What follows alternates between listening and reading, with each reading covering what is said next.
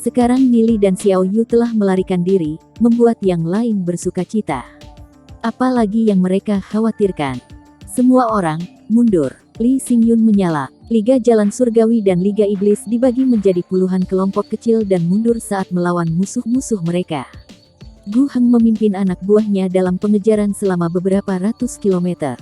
Meskipun kedua belah pihak menderita beberapa kerugian, setidaknya setengah dari Liga Jalan Surgawi dan Liga Iblis berhasil mundur dengan selamat. Gu Heng hanya bisa menyaksikan mereka melarikan diri. Sebuah penghitungan cepat mengatakan bahwa Liga Jalan Surgawi dan Liga Iblis menderita total 5.000 korban, sementara ia menderita 6.000. Li Yufeng juga menderita lebih dari 1.000 kematian.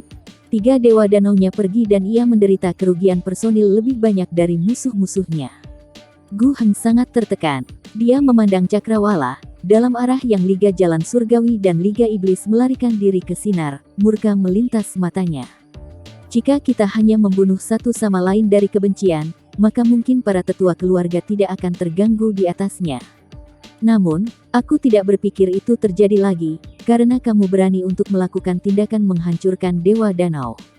Gu Bei, mari kita lihat apakah posisimu sebagai penerus pertama masih stabil. Gu Heng memimpin sekelompok orang dan bergegas kembali ke Sekte Bulu Ilahi. Dia harus melapor pada tetua tentang hal ini, kemudian membuat mereka mendakwa Gu Bei. Menghancurkan 3 dewa danaunya terlalu kejam. Dia harus membuat Gu Bei membayar. Suatu hari, Akademi Sky Soul, halaman Gu Bei. Gu Bei, Li Xingyun, dan Lu Piao telah berkumpul. Gu Bei mengerutkan kening dan mempertanyakan, mengapa Nili belum kembali. Li Xingyun tersenyum. Xiao Yu melepaskan arai pola prasasti misterius pada menit terakhir untuk menyelamatkan mereka. Itu tampak seperti semacam arai ruang waktu. Karena mereka sudah menyimpan takdir jiwa mereka, mereka hanya akan mati sekali sebelum mereka kembali. Tidak perlu khawatir. Dunia luar begitu besar, mengirimkan regu pencari tidak akan menjadi ide yang baik. Gu Bei mengangguk. Baiklah, mari kita lupakan saja untuk saat ini. Lu Piao tidak khawatir tentang Nili sedikit pun. Mereka mulai membahas pengaturan untuk kompensasi para anggota dari Liga Jalan Surgawi dan Liga Iblis yang telah meninggal. Tiba-tiba, seorang hamba cemas berjalan. Nama hamba itu adalah Gu Teng. Dia adalah salah satu dari bawahan langsung Gu Bei. Tuan Gu Bei, aku menerima bahwa Gu Heng sedang mencoba untuk menghubungi para tetua dari klan Gu untuk mendakwamu. Gu Teng cemas melaporkan. Mendakwaku. Gu Bei tertegun sejenak. Ini tampaknya tentang hancurnya 3 dewa danau mereka. Gu Teng melaporkan. Gu Bei mengerutkan alis sebentar. Memang, belum pernah ada preseden yang menghancurkan dewa danau. Mungkin saat ini mereka benar-benar telah pergi sedikit terlalu jauh. Tapi tentang fakta bahwa Gu Heng telah meracuni adiknya, itu bahkan lebih ganas. Ini adalah mata ganti mata, gigi ganti gigi. Bagaimana rencana Gu Heng untuk mencapai tujuannya? Gu Bei bertanya dengan alis berkerut. Jika Gu Heng akan memainkan trik kecil, maka Gu Bei harus berhati-hati terhadap mereka. Li Xingyun dan Lu Piao mendengarkan di samping mereka. Ini adalah bagian dari urusan internal klan Gu, orang luar seperti mereka tidak akan mampu memberikan banyak bantuan. Mereka hanya bisa membantu dia dengan ide-ide. Gu Heng telah mengumpulkan puluhan tetua dan sedang mempersiapkan untuk menekan patriark. Mereka ingin kamu untuk menyerahkan posisimu sebagai penerus pertama atau mengkompensasi hilangnya 3 dewa danaunya. Salah satu tetua sebenarnya mendukung Nona Gulan dan diam-diam mengatakan berita ini kepada Nona Muda. Nona Muda kemudian memintaku untuk menyampaikan pesan kepadamu, kata Gu Teng. Sebuah sinar dingin melintasi mata Gu Bei. Sebelum ia menampilkan kekuatannya, Gu Heng telah menjadi penerus pertama, oleh karena itu, banyak tetua memiliki hubungan yang baik dengan Gu Heng. Setelah Gu Bei menghancurkan 3 dewa danau Gu Heng tidak mengundurkan diri, ia mencoba untuk menggunakan kekuatan klan untuk menangani Gu Bei. Gu Bei, apa yang akan kamu lakukan? Tanya Lu Piao. Gu Bei terdiam sejenak, lalu berkata, aku sudah punya ide. Gu Teng, pergi selidiki para tetua yang Gu Heng hubungi. Baik, Gu Teng membungkuk dan menjawab. Gu Bei menyibukkan diri. Dunia luar, sebuah lembah misterius dan tersembunyi. Dikelilingi oleh tebing terjal yang menjulang dalam sebuah lembah, berkembang dengan rumput dan bunga. Sebuah musim semi kecil mengalir keluar dari hutan padat. Energi surgawi yang kaya di daerah ini. Nili tidak tahu seberapa jauh dia dari sekte bulu ilahi. Dia belum pernah ke sini sebelumnya, bahkan di kehidupan sebelumnya. Setelah Xiao Yu mengaktifkan arai ruang waktu di atas cincin, ia dan Nili tiba-tiba muncul di lembah ini. Mereka telah mengguncang Gu Heng dengan kepergian mereka, tapi Xiao Yu menderita luka parah hampir fatal dari api naga. Xiao Yu hanya memiliki budidaya Heavenly Fate tahap 5, seluruh tubuhnya telah hangus hitam oleh api naga dan hidupnya tergantung pada seutas benang. Dengan budidaya saat ini, pemulihan tidak akan mudah. Nili sudah membeli satu set artefak kelas 6 untuk Xiao Yu, tapi belum sempat memberikannya. Dia tidak bisa menahan perasaan bersalah tentang itu. Perjuangan Xiao Yu sambil duduk tegak dan bersandar pada pohon besar. Dia memaksa kepalanya untuk melihat Nili dan lemah berkata, penyembuhan luka ini terlalu sulit bagiku, terutama di tempat ini. Bunuh aku. Dengan begitu, aku bisa hidup kembali di aula jiwa. Nili berjongkok di samping Xiao Yu, memeriksa luka-lukanya dan percaya diri menjawab, kamu mungkin luka berat, tapi pemulihan masih mungkin. Selama ranah jiwamu belum runtuh, aku bisa melakukannya. Xiao Yu menunjukkan ekspresi malu dan berkata, lupakan saja. Masih ada kesempatan. Mengapa kamu menyerah? Kata Nili sambil menatap cincin Xiao Yu dan berkata, aku tidak pernah berpikir kau memiliki semacam metode tersembunyi di lenganmu. Sepertinya ruang waktu disebabkan artefak kuno. Aku benar-benar tidak mengenalinya. Sepertinya itu terhubung ke darahmu dan merupakan bagian darimu. Xiao Yu menunduk dan melihat cincin di jarinya. Kemudian, ia bergeser matanya dan menatap ke kejauhan, aku yatim piatu, yang diadopsi oleh ayah angkatku. Waktu itu, aku masih bayi yang tidak tahu. Segala sesuatu yang berhubungan dengan kelahiranku hilang. Hanya cincin ini yang tertinggal. Cincin ini sangat penting bagiku. Itu satu-satunya bukti keberadaan aku di dunia ini. Nili menggeleng mendengar kata-kata Xiao Yu. Keberadaan seseorang bukanlah sesuatu yang dapat dibuktikan hanya dengan item. Pernahkah kamu mendengar pepatah sebelumnya? Seperti udara kosong, hidup sebagai bunga tenang yang mekar, semua cepat berlalu bagai ilusi, biarkan hati kamu sejelas cermin. Setiap orang dilahirkan ke dunia ini dengan tangan kosong. Keberadaan kamu tidak terbukti. Menjalani hidup dengan hati gembira dan menghargai apa yang ada. Hal-hal seperti asal-usul tidak begitu penting. Xiao Yu menatap Nili dengan ekspresi tercengang. Meskipun Nili lebih muda dari dia, Nili terdengar seperti orang bijak yang telah sudah melihat melalui ilusi kehidupan menjadi kenyataan. Jantung terpencil Xiao Yu menemukan kenyamanan dalam penghiburan Nili. Xiao Yu memandang cincin di jarinya dan berkata dengan nada serius, aku mengerti arti kamu. Aku akan mengambil saran kamu dan menghargai hidup. Tapi aku masih ingin tahu asal-usulku. Baik, aku akan mengobati lukamu. Nili mengatakan kepada Xiao Yu. Dia mengerutkan alisnya untuk sesaat, lalu berkata, jika kita tidak menyembuhkanmu sekarang, maka lukamu pasti tidak akan mampu disembuhkan. Ini pasti akan mempengaruhi budidayamu. Pengobatan ini tidak menjadi masalah. Kirim aku kembali ke aula jiwa untuk kebangunan spiritual. Xiao Yu dengan tegas, meskipun tidak nyaman dengan beberapa alasan. Nili mengerutkan alis lagi dan menjawab, lukamu mungkin terlihat serius dan menutupi seluruh tubuhmu, tetapi pengobatan ini tidak merepotkan sama sekali. Paling aku perlu 1 atau 2 jam. Ini jauh lebih baik daripada membiarkan budidayamu turun tingkat. Xiao Yu tampak cemas dan menggeleng, lupakan saja. Tidak perlu, dia penuh luka. Jika ia tidak ingin pengobatan, itu berarti kamu tidak percaya teknik medisku. Yakinlah. Aku menjamin bahwa kamu akan kembali normal, dirimu akan tampan dalam waktu kurang dari 2 jam. Huang Yin dan gadis-gadis lain masih akan berteriak ketika mereka melihatmu. Nili tertawa. Bukan itu yang aku maksud. Xiao Yu segera mencoba menjelaskan. Sulit baginya untuk memberitahu Nili alasan sebenarnya. Apa yang kamu ragu-ragukan? Kita berdua laki-laki. Tidak perlu malu. Nili meraih bahu Xiao Yu, diperiksa dan siap untuk mengobati luka-lukanya. Belum lagi fakta alasan mengapa kamu menderita luka karena aku. Aku berkewajiban untuk menyembuhkanmu. Jangan khawatir dengan teknik medisku. Aku akan memastikan budidayamu berakhir melonjak lebih tinggi dari sebelumnya. Tidak, aku benar-benar tidak perlu. Xiao Yu mengangkat tangannya dengan susah payah untuk menghentikan Nili. Rasa keingintahuan muncul dalam hati Nili. Bukankah ini hanya membuat Nili merasa lebih bersalah? Tidak peduli apa, aku pasti akan menyelamatkanmu. Nili mengangkat tangannya. Dengan beberapa ketukan, dia menyegel meridian Xiao Yu, dan benar-benar melumpuhkan dia. Kamu benar-benar tidak bisa, kata Xiao Yu cemas. Simpan kekuatanmu. Aku mengerti.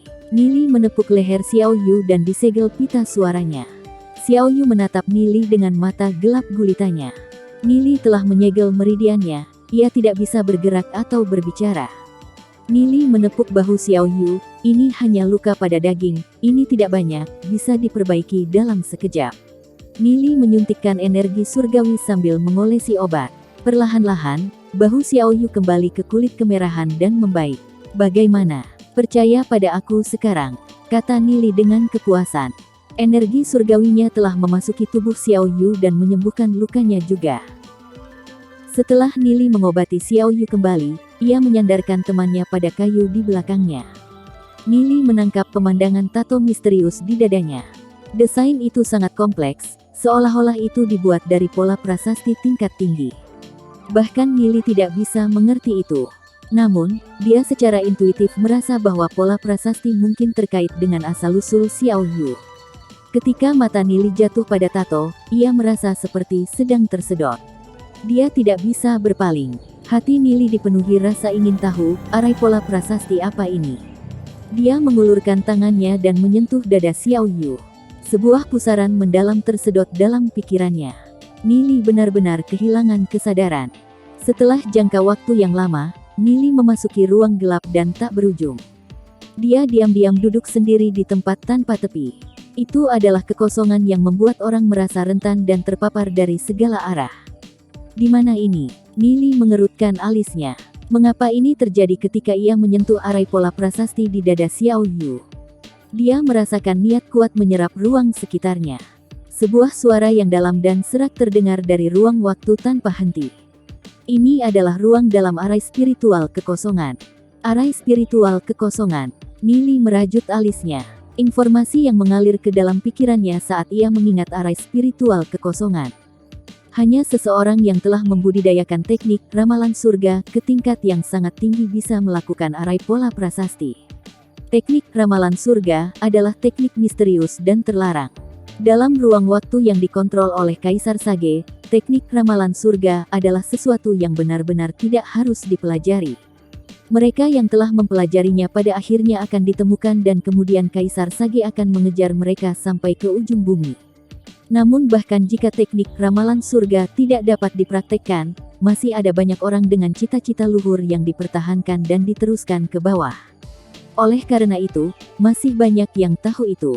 Dikatakan bahwa teknik ramalan surga bisa memungkinkan seseorang untuk mendaki Heavenly Dao dan membuka segel ruang waktu yang ditempatkan oleh Kaisar Sage. Memang, sebelum aku mati, aku meletakkan arai spiritual kekosongan ini pada tubuh putriku. Namun, sudah beberapa juta tahun yang lalu, konfrontasiku dengan Kaisar Sage berakhir dengan kekalahanku. Untuk melindungi anakku saja, aku mengirimnya melalui ruang dan waktu dengan teknik rahasia dan dia tiba di masa sekarang, beberapa juta tahun kemudian. Aku memilih kali ini karena aku merasakan aura kuat ruang dan waktu dari sini. Seseorang telah berhasil menumbuhkan teknik ramalan surga ke levelku. Putrimu, Nili tidak bisa membantu merajut alisnya. Mungkinkah putrinya adalah Xiao Yu? Nili telah menduga bahwa Xiao Yu seorang wanita, tapi ia tidak bisa mengkonfirmasi hal itu.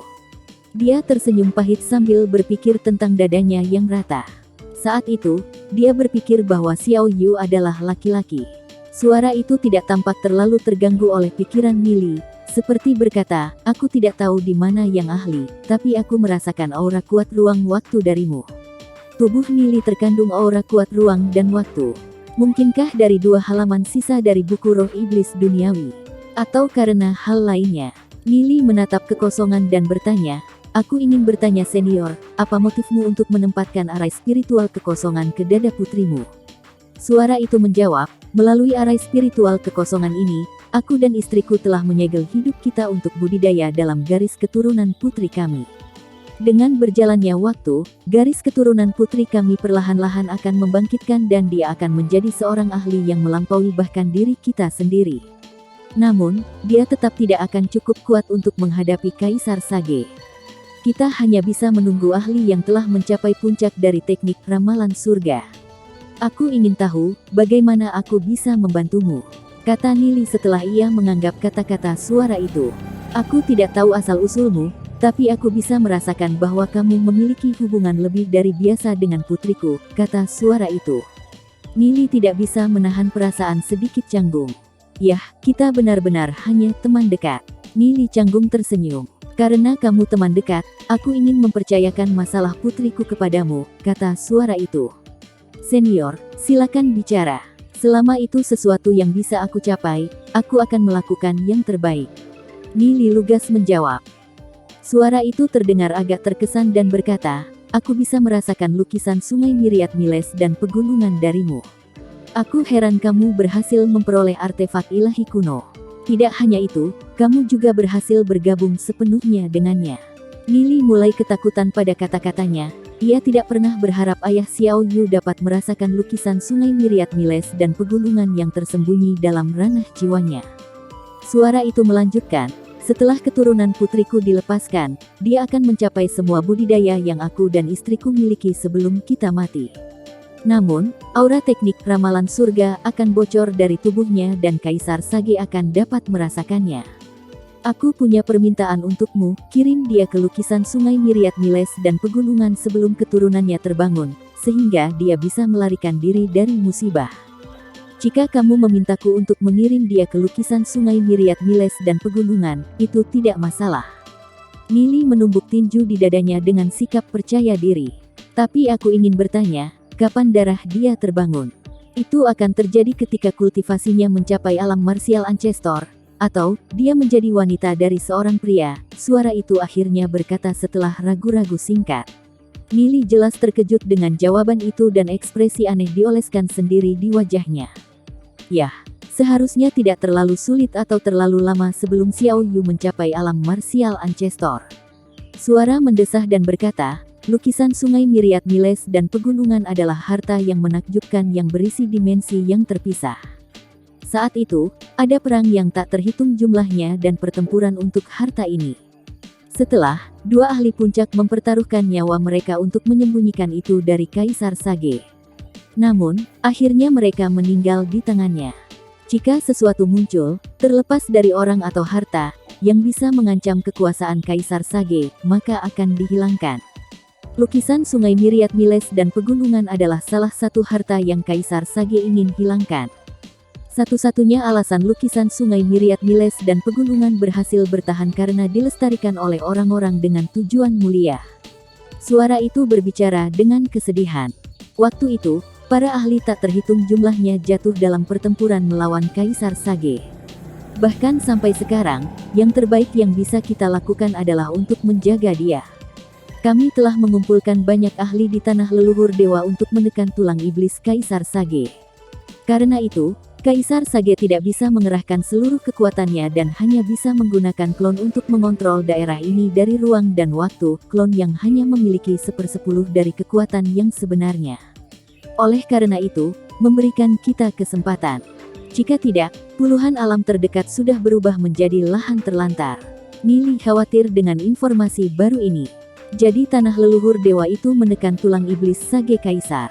Selama pertempuran Nili dengan Kaisar Sage di kehidupan sebelumnya, ia melihat Kaisar Sage tiba-tiba melemah. Jadi ternyata Kaisar Sage belum pulih dengan kekuatan penuh.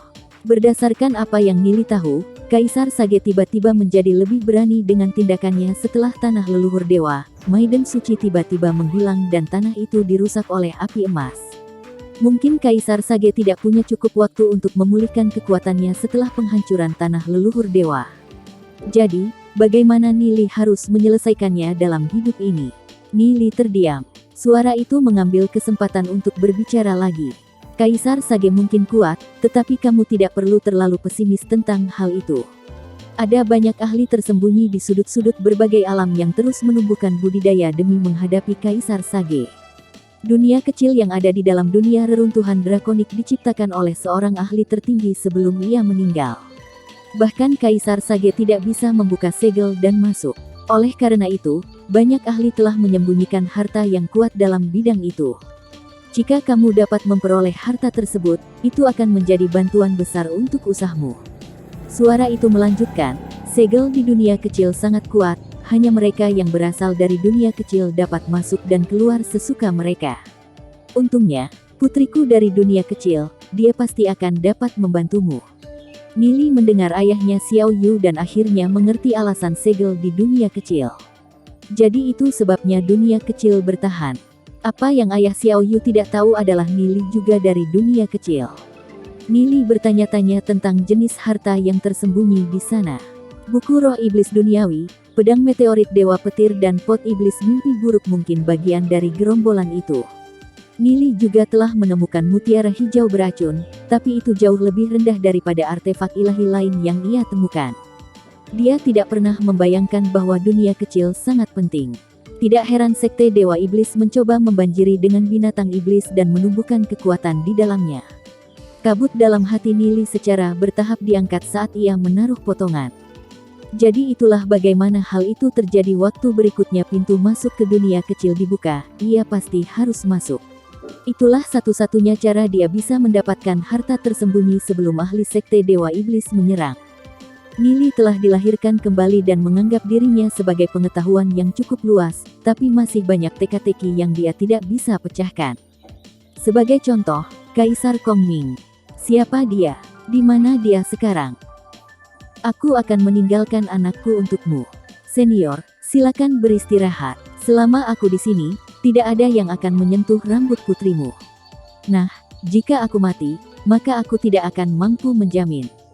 Nili mengangkat bahu.